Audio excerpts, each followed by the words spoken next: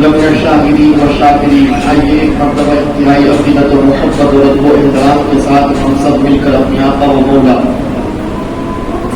حضور القرون شفیع یوم النشور سرور دو جہاں مالک کون و بقا سید انس و جہاں حضور صلی اللہ علیہ وسلم کی بارگاہ بے کسونا میں یہ درود و سلام پیش کری پڑھے بآواز بلند اللہم صلی علی سیدنا و شفیعنا و حبیبنا و مولانا محمد وعلى الجود والكرم وصحبه وبارك وسلم صلاة وسلاما دائما عليك يا رسول الله صلى الله عليه وسلم.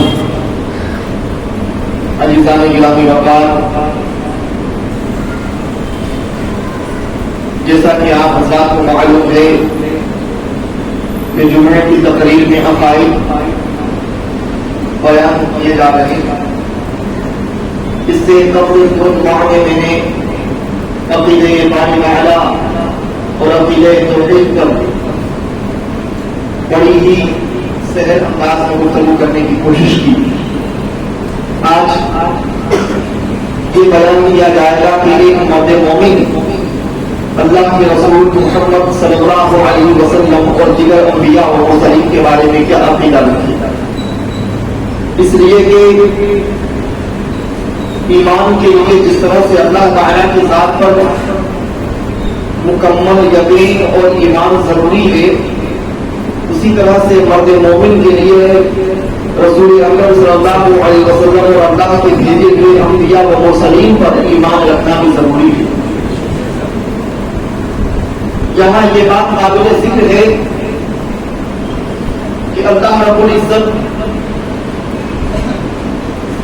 جو تمام جہان کا خالق اور مالک ہے، اس رب اکرم نے اپنے مومن بندوں کے لیے بلکہ جميع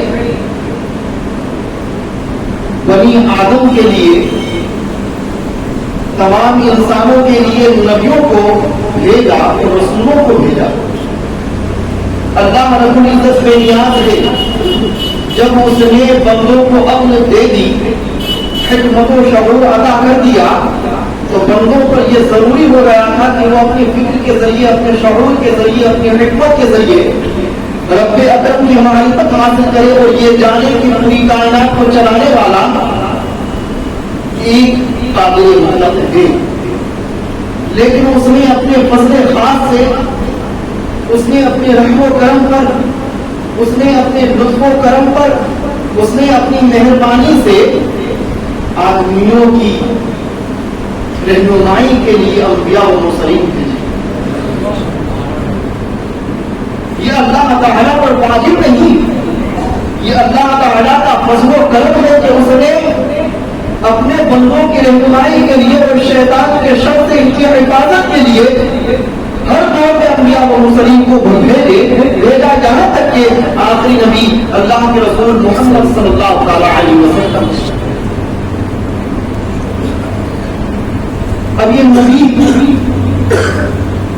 در حقیقت میں واسطہ اور ذریعہ ہے اللہ اور اللہ کے بندوں کے بیچ. یہ وسیلہ ہے اللہ اور اللہ کے بندوں کے درمیان. اللہ وہ جس کی حقیقت کا ادراک دنیا میں کوئی انسان نہیں کر سکتا تھا، جس کی صحیح معرفت بندوں کو نہیں مل سکتی تھی.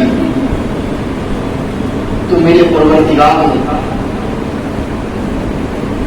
کسی بنی آدم میں سے، اولاد آدم میں اپنے فضل خاص سے ایک بشر کو یا کسی بشر کو جس پر اس کا انعام و اکرام ہوا، منصب نبوت پر سرفراز ہوا.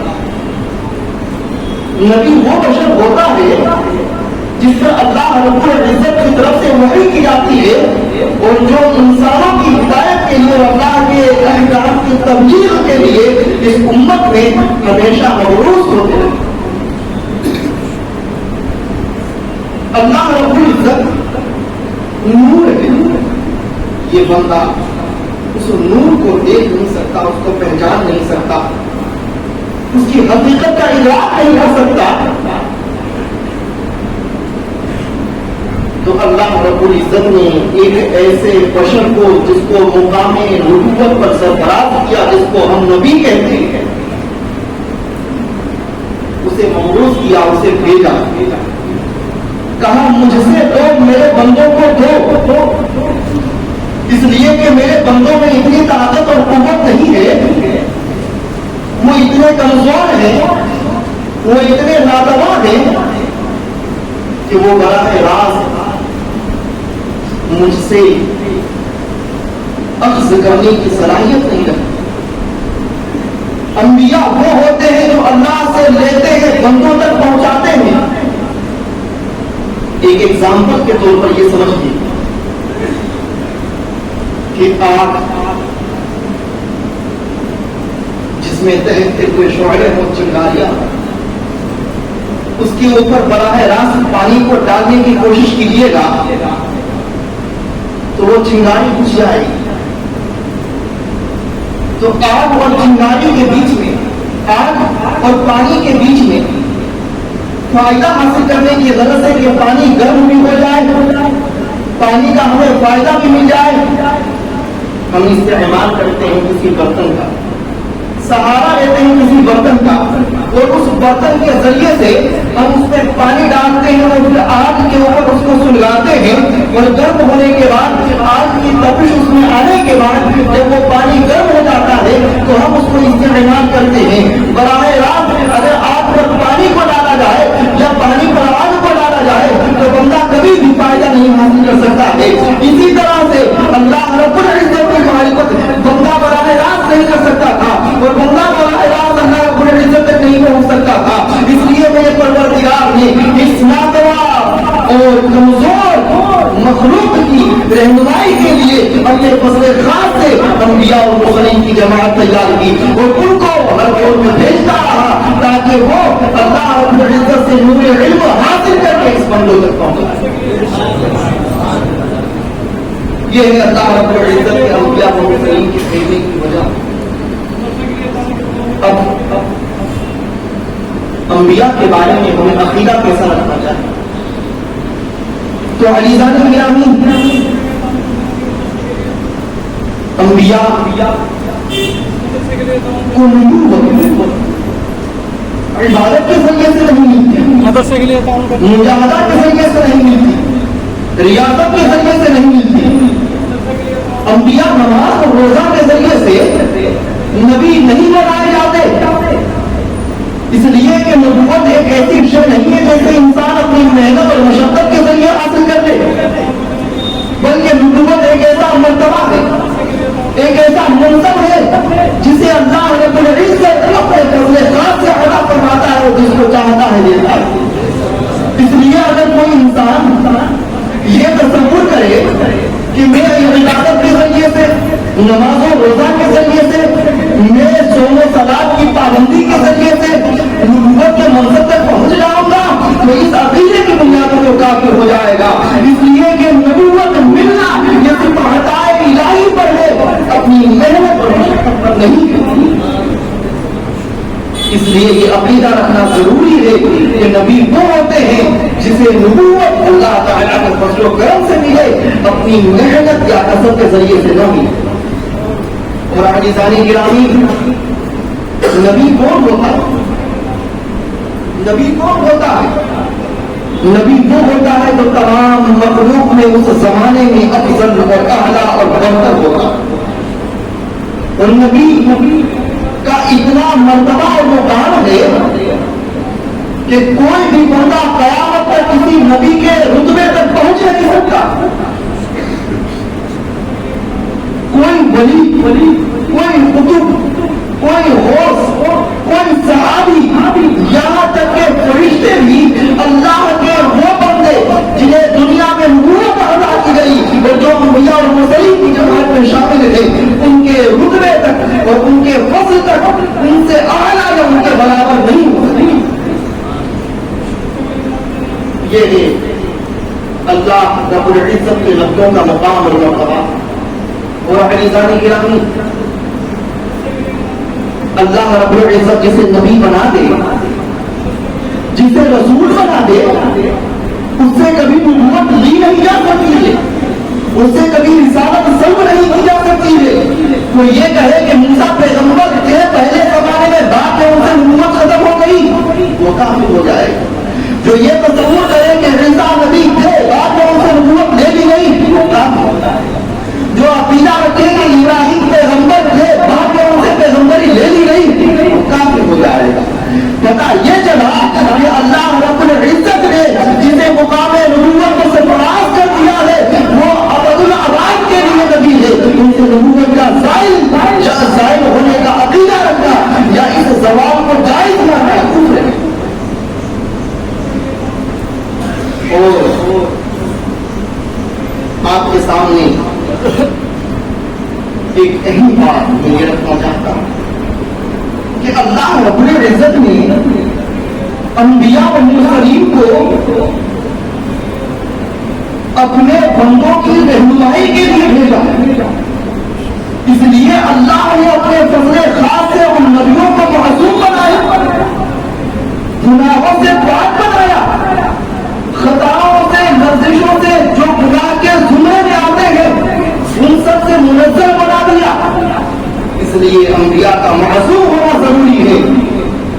انبیاء کے بعد یہ عقیدہ رکھنا ضروری ہے کہ اللہ کے عطا کرنے سے اور اللہ کی خاص حفاظت کی وجہ سے وہ کبھی بھی گناہ کا ارتکاب نہیں کر سکتے.